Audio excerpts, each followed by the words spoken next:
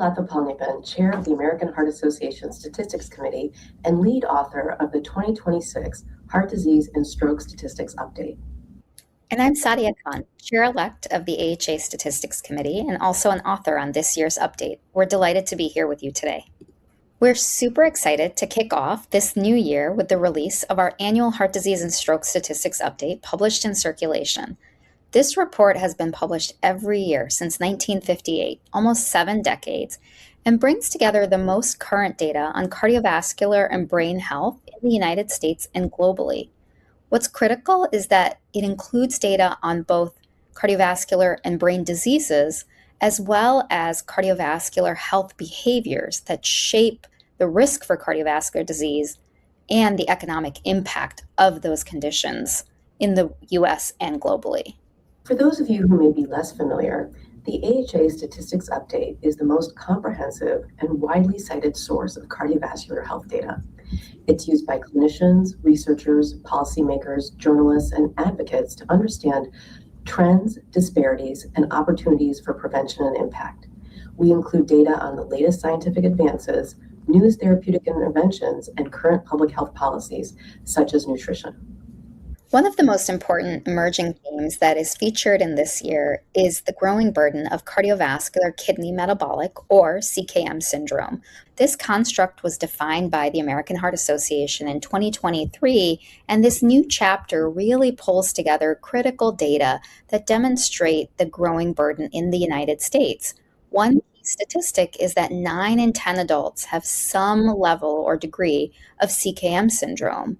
And 4 out of 5 young and middle-aged adults are showing signs of poor cardiovascular kidney metabolic health. These are critical areas for prevention and identify targets for where we can have impact. We're also seeing concerning patterns earlier in the life course. Only about 1 in 5 children meet daily physical activity recommendations, and youth exposure to e-cigarettes and nicotine products remain alarmingly high. Other important statistics highlighted in this year's report is that about half of US adults now have high blood pressure, compared to 122.4 million people previously. Now it's about 125.9 million people. So high blood pressure is increasing. Nearly 29.5 million US adults have diagnosed diabetes, compared to 29.3 million people previously. And about 50% of adults have obesity or severe obesity. And while that's slightly lower than 51% previously, an alarming increase in obesity and severe obesity was seen in youth 2 to 19 years of age over this time, from 25.4% previously to 28.1% now. At the same time, the science is increasingly clear that cardiovascular health is deeply connected to brain health. And the statistics update also highlights the importance of cardiovascular health measured through the Life's Essential 8 scores with brain age, cognitive decline, and dementia, key targets for public health. These trends matter because they tell us that prevention must start earlier, must be integrated across conditions, and must directly confront inequities in care and access. Life's Essential 8 is a set of 4 health behaviors: eating better, being more active, quitting tobacco, and getting a healthy amount of sleep, and 4 health factors: managing weight, controlling cholesterol, managing blood sugar, and managing blood pressure. These are key measures for improving and maintaining cardiovascular health. Adherence to these measures determines a cardiovascular health score ranging from ideal, moderate, to low. There is a growing body of scientific evidence that shows following these 8 measures can dramatically reduce the overall burden of cardiovascular disease.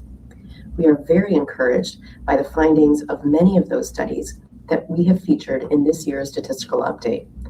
The findings include a review of 59 studies that found from 2010 to 2022 that people who had ideal cardiovascular health, as measured by Life's Essential 8, had a 74% lower risk of cardiovascular events compared to those who had poor cardiovascular health.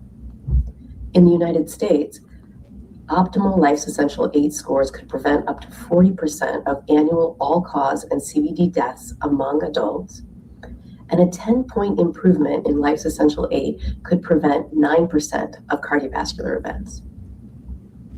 Better cardiovascular health was also associated with better brain health, including younger brain age, less subclinical vascular disease, slower cognitive decline, and reduced dementia risk. These trends also connect directly to the American Heart Association's mission to advance health and hope for everyone everywhere and really highlight the full life course with data from childhood to older adulthood, a prioritization of women's health, identifying pregnancy as the earliest risk marker, and economic data that really highlight how these conditions can have impact on the burden of disease. This is exactly where science, policy, and advocacy must work together, and we hope this document can help support those efforts. One of the most important additions in this year is the new chapter on cardiovascular kidney metabolic syndrome. And it includes important data on the burden of CKM syndrome, but it also helps to broaden the perception that cardiovascular disease is not isolated to the heart alone, and the importance of multi-organ connection for the burden of this disease. We also expanded the chapter on tobacco and nicotine exposure, especially related to youth and emerging products. 1 in 10 high school students and 1 in 20 middle school students report having used e-cigarettes.